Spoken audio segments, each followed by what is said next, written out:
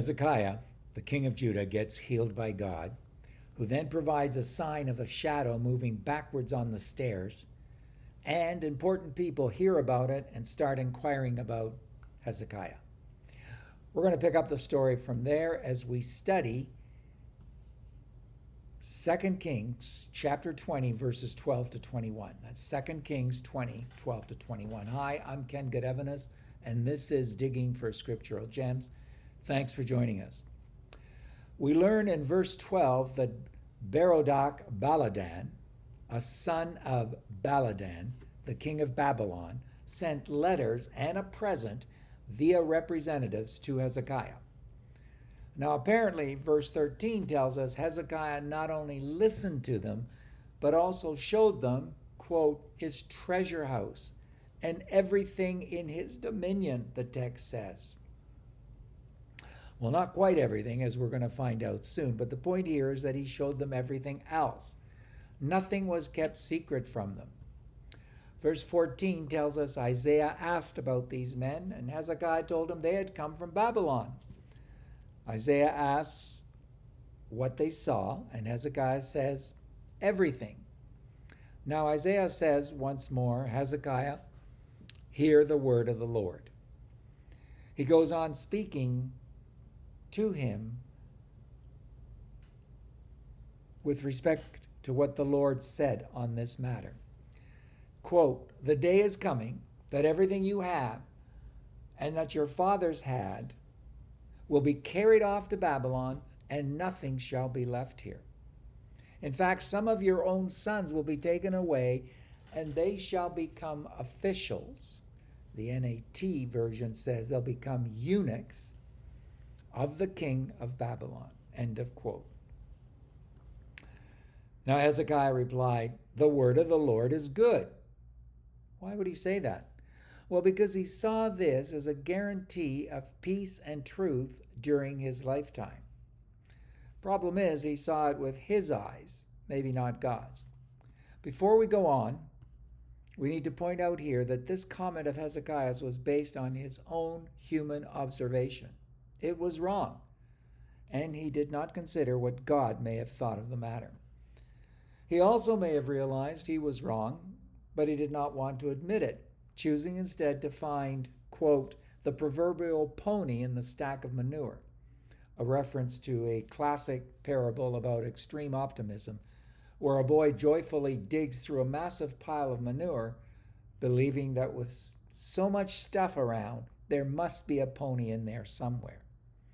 It highlights finding the positive opportunity or the pony hidden within a seemingly terrible situation. Now, don't get me wrong. Looking for positive opportunities in life is an honorable exercise, and more of us need to pursue these. But always pursue them while making sure they are within God's plans for us. The last two verses of chapter 20 tell us where we can learn about Hezekiah's feats, including his famous water tunnel, which I have visited in Jerusalem, namely in the book of Chronicles. The last verse tells us he died, was buried with his fathers, and his son Manasseh became king in his place. Okay, let's stop there and just dig a little deeper. Some have postulated that the Babylonian delegation was a gesture of kindness from the king of Babylon, showing concern to Hezekiah as fellow royalty. Commentator Trapp suggests, quote, the sun, which was their god, had honored Hezekiah. Remember, the shadow moved backwards. Therefore, they were sent to honor him too with a visit and a present, end of quote. Wiseman gives us more context when he says, quote, sending letters and a gift by envoys was the normal Babylonian diplomatic procedure at the time. Wiseman, also says that, quote, according to Josephus in the Antiquities of the Jews, Book 10, Chapter 2, Section 2, which covers the final days of the kingdom of Judah, according to that reference, by Josephus, the purpose of the visit was to secure Hezekiah as an ally against an anti-Assyrian coalition. Morgan agrees and says, quote, the real reason of the visit was political. Babylon desired to throw off the yoke of Assyria. What nation was more likely to help them than the one at the hands of which Assyria had been so completely defeated?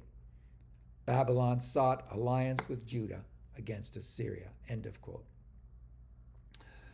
Many see how Hezekiah treated these guests as evidence of his feelings so flattered by this big Babylonian power. He wanted to show them how Judah could be a strong ally. But was this nothing but proud foolishness on Hezekiah's part? He was in the dangerous place of wanting to please and impress men, especially ungodly men. This was not spiritual pride, like that of his grandfather Uzziah, but rather worldly pride in what he had amassed. Hezekiah faced and failed under a temptation common to many, especially those in ministry, the temptation of success. Now, remember I told you he showed them everything, but not quite everything? Well, commentator Knapp asks a very important and telling question here. Why did Hezekiah not show these learned heathen God's house? There he could have explained to them the meaning of the brazen altar and the sacrifices offered thereon. And who can tell what the results might not have been in the souls of these idolaters? End of question. End of quote, rather. The lesson for us is simple. Let us not miss opportunities to share the glory of God with others. Now, at this point in our study, we have no record of Hezekiah having had a great spiritual failure. He died, and the only thing we know about him is something that, unlike spiritual or moral sin, we couldn't see. But it was something God could see, his pride. It makes me wonder how many of us display great reputations to our family, our friends, our associates, and others, but deep inside, we're falling short in the area that God cares about most, our hearts. Friends, next time we're going to look at Hezekiah's son, Manasseh, who was only 12 years old when he took over as king. Join us for that. In the meantime, if you like what you're seeing and hearing, please indicate that on the video you're watching. And if you haven't already done so, please join the many others that have subscribed to our YouTube channel. Go to YouTube, put in Digging for Scriptural Gems, and subscribe to that channel so you'll be notified when more of these studies go up. But in the meantime, I urge you to keep on studying God's Word.